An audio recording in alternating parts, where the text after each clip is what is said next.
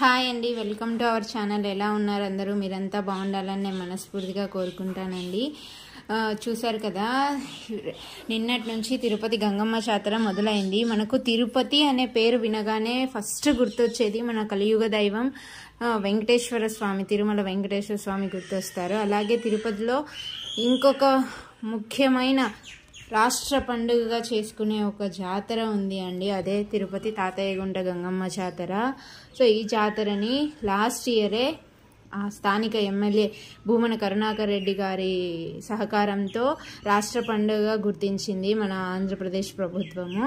ఈ జాతర నిన్నటితో స్టార్ట్ అయింది. నిన్న అర్ధరాత్రి మంగళవారం, ప్రతి సంవత్సరం మే నెలలో జరుగుతుంది.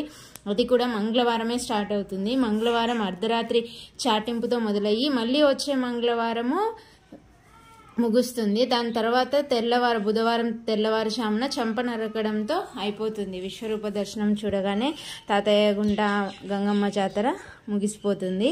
అసలు తిరుపతిలో ఎంతో వైభవంగా జరుగుతుంది ఈ తాతయ్యగుంట గంగమ్మ జాతర. చాటింపు మొదలైపోయింది. తిరుపతి అంతా కన్నుల పండుగగా ఉంటుంది. ఆ ఆలయ పరిసర ప్రాంతాలంతా ఆ తిరుపతి గంగమ్మ జాతరకి ఎంతో విశిష్టత ఉందండి.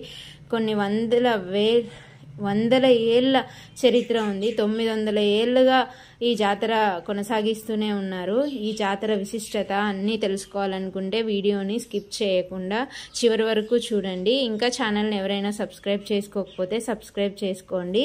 ఈ తిరుపతి తాతయ్యగుంట గంగమ్మ జాతరకి ఎంతో విశిష్టత ఉందండి. 7 రోజుల పాటు జరిగే ఈ జాతరకు చాలా చోట్ల నుండి భక్తులు వస్తూ ఉంటారు. తిరుపతి చుట్టుపక్కల ఆంధ్రప్రదేశ్ రాష్ట్రమే కాదండి, కర్ణాటక, తమిళనాడు నుంచి కూడా చాలా మంది భక్తులు వచ్చి గంగమ్మకి మొక్కులు చెల్లించుకుంటూ ఉంటారు. ఈ తిరుపతి గ్రామదేవత తాతయ్యగుంట గంగమ్మకు ప్రతి సంవత్సరం జాతర చేయడం ఆనవాయితీగా వస్తుంది. దాదాపు 900 ఏళ్ల పైనుంచి ఇలా జాతర చేస్తున్నారు. కానీ పోయిన సంవత్సరం రాష్ట్ర పండుగ జరుపుకోవాలని ప్రభుత్వం అధికారికంగా జరిపించాలి అని హైదరాబాద్లో, తెలంగాణలో ఎలా అయితే బోనాలు, సమ్మక్క సారక్క జాతరలు అంగరంగ వైభవంగా చేస్తారో అలాగే మన ఆంధ్రప్రదేశ్ రాష్ట్రంలో ఈ తిరుపతి తాతయ్యగుంట జాతర అలా చేస్తారండి. అంత అంగరంగ వైభవంగా అసలు చూడడానికి చాలా కన్నుల పండుగగా ఉంటుంది. ఈ అమ్మవారు, ఈ గంగమ్మ అవిలాల గ్రామంలో, తిరుపతికి దగ్గరలో ఉన్న అవిలాల గ్రామంలో కైకాల వంశంలో పుట్టింది అని చరిత్ర చెప్తా ఉంది అండి. కైకాల వంశస్థులు తిరుపతి గంగమ్మ జాతరని అంత అంగరంగ స్టార్ట్ చేసేదే వాళ్ళు. మంగళవారం చాటింపు వేస్తారు. చాటింపు తర్వాత ఊరి శివార్లలో అష్టదిగ్బంధనం చేసి చాటింపుతో ఫస్ట్ స్టార్ట్ చేస్తారు. ఆ అష్టదిగ్బంధనం చేసిన తర్వాత ఎవరే కానీ పొలిమేర దాటకూడదు అనే ఇది ఉందండి.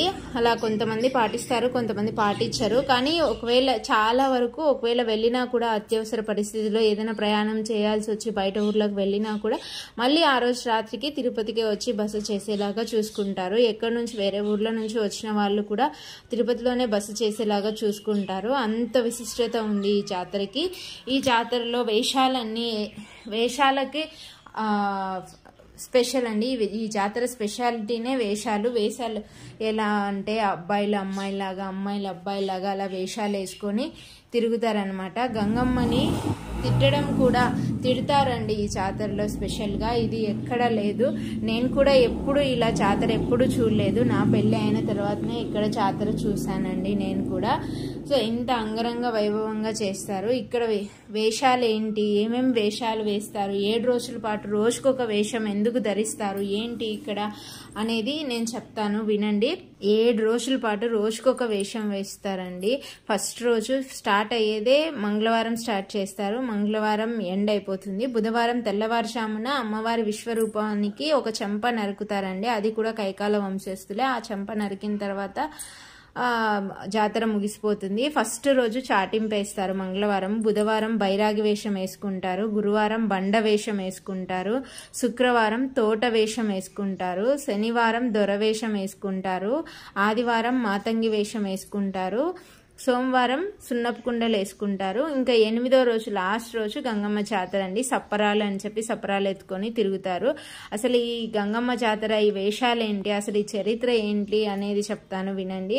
అసలు ఈ ప్రాంతానికి, ఈ తిరుపతి చుట్టుపక్కల ప్రాంతాలన్నీ పూర్వకాలము పాలెగాళ్ళు పాలించే వాళ్ళంట. ఆ పాలెగాళ్ళు పాలించే కాలంలో ఒక పాలెగాడు, ఆ గంగమ్మ పుట్టిన టైంలో ఉన్న పాలెగాడు అసలు అమ్మాయిల పట్ల కానీ మహిళల పట్ల కానీ అసభ్యంగా ప్రవర్తిస్తూ అతనిదే అన్నట్లు అందరినీ వేధించుకు తింటూ అలా ఉంటారు. అప్పుడు ఆ ఊరంతా కూడా అశాంతి ఉంటుంది. ఆ సమయంలో శాంతిని నెలకొల్పాలి అనే ఉద్దేశంతో అమ్మవారే అవిలాల తిరుపతికి అవతల ఉన్న అవిలాల గ్రామంలో గంగమ్మగా కైకాల వంశంలో పుట్టింది.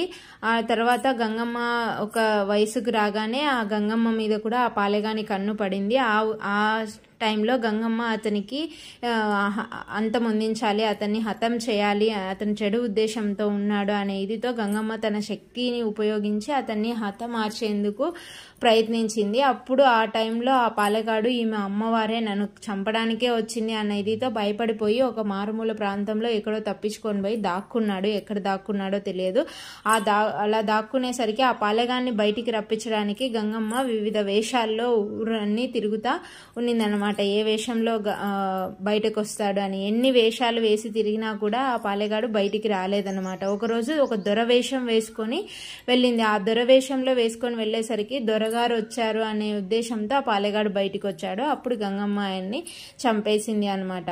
అలా లాస్ట్ రోజు ఆ పాలెగాడు బయటకు వచ్చినప్పుడు గంగమ్మ తల్లి అతన్ని చంపేసి అక్కడ వెలిసిపోయింది. అక్కడే శిల అయిపోయి ఆ ప్లేస్లోనే గుడి కట్టించి బాగా ఇప్పుడు జాతర వేడుకలు చేస్తూ ఉంటారండి. ఆ జాతర వేడుకలు 7 రోజులు చేస్తారు.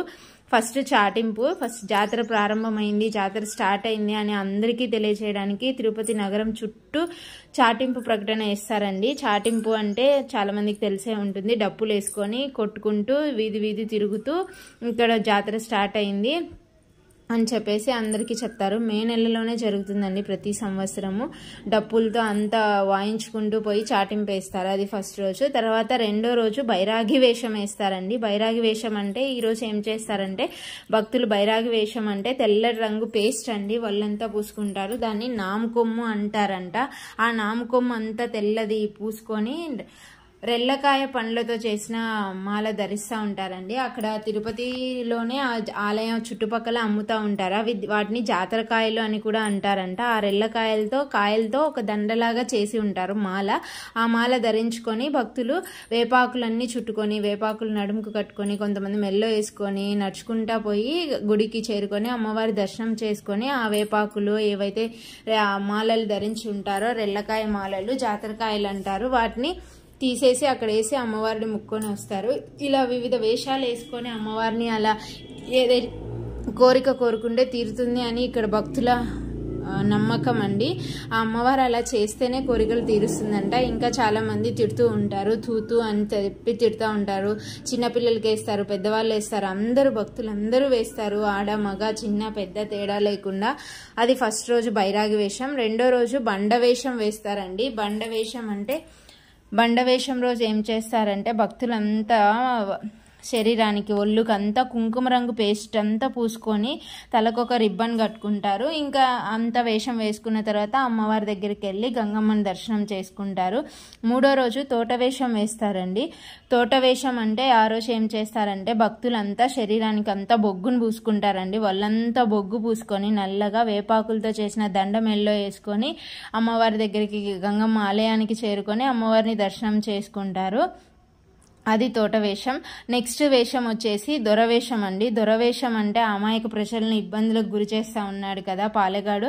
ఆ పాలెగాడిని దొరవేషంలోనే గంగమ్మ తల్లి వధించింది అని ఇక్కడ నమ్ముతారు అందరూ. ఆ దొరవేషం అన్నిటికన్నా స్పెషల్ ఇక్కడ. ఆ దొరవేషం రోజు ఏం చేస్తారంటే శరీరానికి ఒళ్ళుకంతా గంధం పూసుకుంటారండి. చందనం అని కూడా అంటారు. ఆ గంధం అంతా ఒళ్ళంతా పూసుకొని వేపాకులు నిమ్మకాయలతో చేసిన మాల వేసుకొని దారి పొడవునా ముక్కుకుంటూ కొంతమంది పొర్లు దండాలు పెడుతూ కూడా పోతూ ఉంటారు. ఆలయానికి చేరుకొని ముక్కొని అమ్మవారిని గంగమ్మ తల్లిని ఇంటికి వచ్చేస్తారు. నెక్స్ట్ మాతంగి వేషం అండి. మాతంగి వేషం అంటే ఏం లేదు, మాతంగి దొరవేషంలో పాలెగాన్ని చంపింది కదా గంగమ్మ. ఇంకా తర్వాత రోజు మాతంగి వేషం వేసుకొని ఆ పాలెగాని భార్యను పోయి ఓదారుస్తుందండి. అంత మంచి గుణం ఉంది గంగమ్మలో. అలా మాతంగి వేషం వేసుకొని ఒక అమ్మలాగా పాలెగాని భార్యను ఓదారుస్తుంది. ఆమె బాధలో ఉంటుంది కాబట్టి పాలెగాడు చచ్చిపోయాడు. అది మాతంగి వేషము. నెక్స్ట్ సున్నపు కుండలు వేషం అండి. సున్నపు కుండలు వేషం అంటే ఆ రోజు ఏం చేస్తారంటే భక్తులంతా ఒళ్ళంతా తెల్లటి రంగు పేస్ట్ పూసుకొని బొగ్గుతో చుక్కలు పెట్టుకుంటారు ఒళ్ళంతా. మళ్ళీ వాళ్ళు ఏం చేస్తారంటే ఒక కుండ నెత్తి మీద పెట్టుకొని ఆ గుడికి వెళ్ళేసి ఆ గుడి చుట్టూ ప్రదక్షిణలు చేసి తర్వాత ఆ కుండను అనే గుళ్ళోనే వదిలేసి వచ్చి గంగమ్మ తల్లిని దర్శనం చేసుకొని వచ్చేస్తారు. ఇంకా లాస్ట్ రోజు గంగమ్మ జాతర అండి, అది కూడా మంగళవారం 7వ రోజు.